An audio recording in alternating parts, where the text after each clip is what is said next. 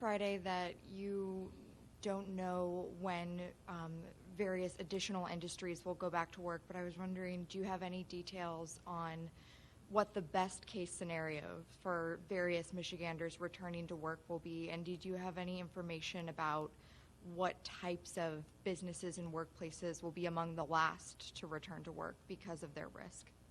So I appreciate the question. I think that, as this week goes on, we'll be able to share more about what we believe the next safe steps are to take.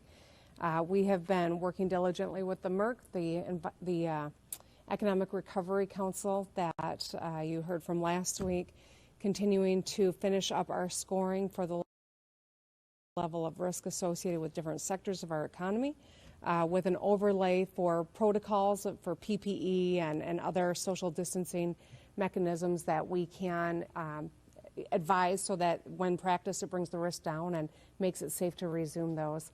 What we know is that with COVID-19, it can be, you can be carrying it and transmitting it without exhibiting any symptoms. Asymptomatic COVID-19 is a reality, and that's how this virus spreads, and that's why it's really important that between each of these moments where we re-engage another sector that we have some time go by so we can assess. Is COVID-19 starting to rise in a particular area again or not? Is it safe to turn the knob for the next step? And so those are the two sides of the equation. Assessing the risk inherent in a particular sector of our economy, as well as continuing the testing so that we're watching the data.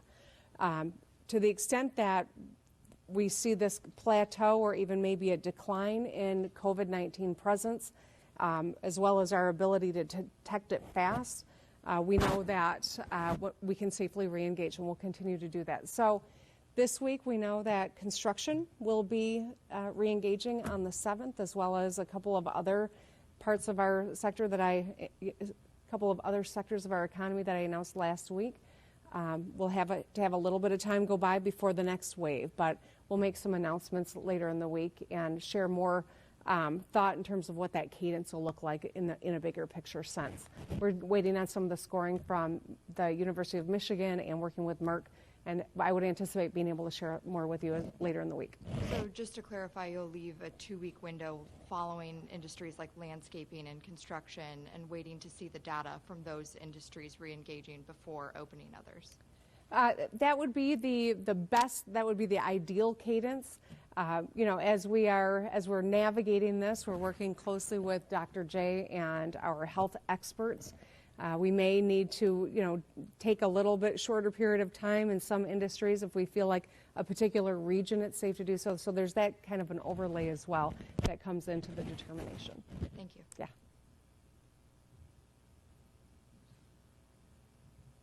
Governor, what did you make of the large crowds on Belle Isle and at Grand Haven State Park over the weekend? Do you think people are still doing the right thing, and are you going to have to consider closing state parks? Well, I'm very concerned about it. We've seen across the country that, the cautious optimism that we've shared when we see cases plateau, some people, I think, are assuming that means that we are out of the woods, and that's why we have to keep doing the work. We have to all keep doing our part. As we've seen in different parts of the world, when social distancing practices are dropped, that's when you are vulnerable to a second wave.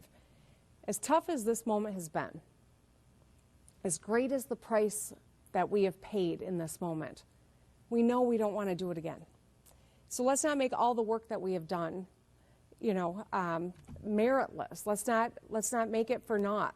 Let's make sure that we continue to do the right thing by wearing masks, by keeping social distancing.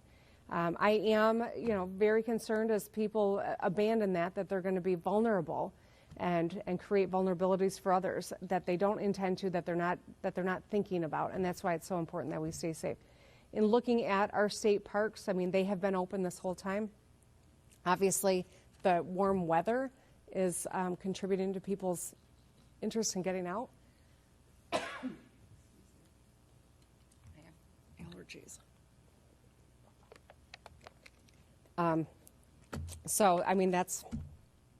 We're looking at the state park question, Zach, and we'll have more to say on Wednesday.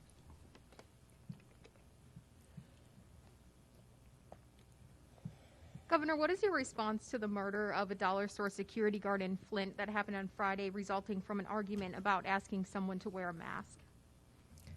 Well, first and foremost, my condolences go out to the family of the security guard.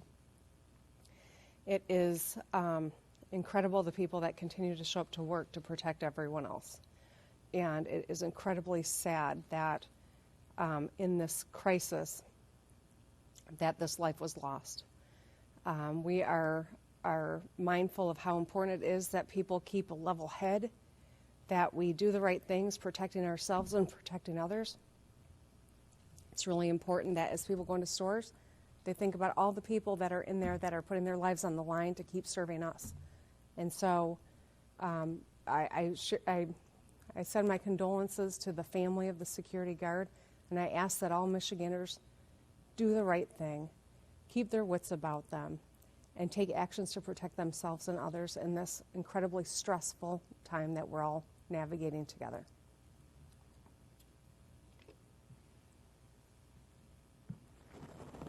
A question for yourself and also probably Secretary Benson. Has the state considered sending absentee voter ballot applications for the November and August elections as well? Well, I'm going to let the Secretary of State answer that question. Thank you, Governor.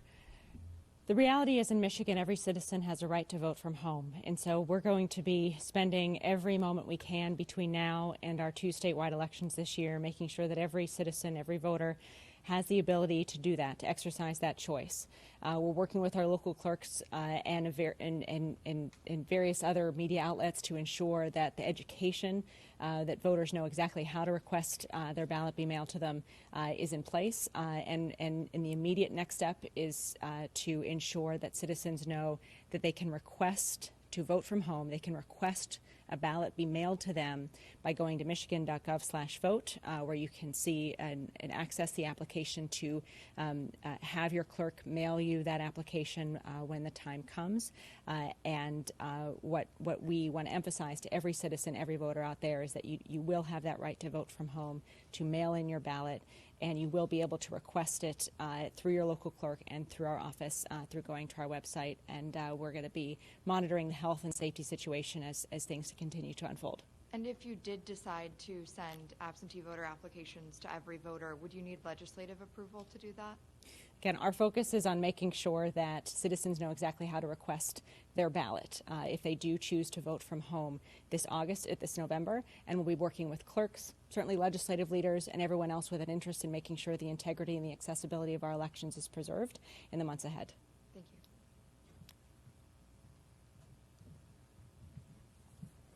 Governor, will your administration cooperate with the new Joint Committee on requests for witnesses, documents, testimony, that kind of thing?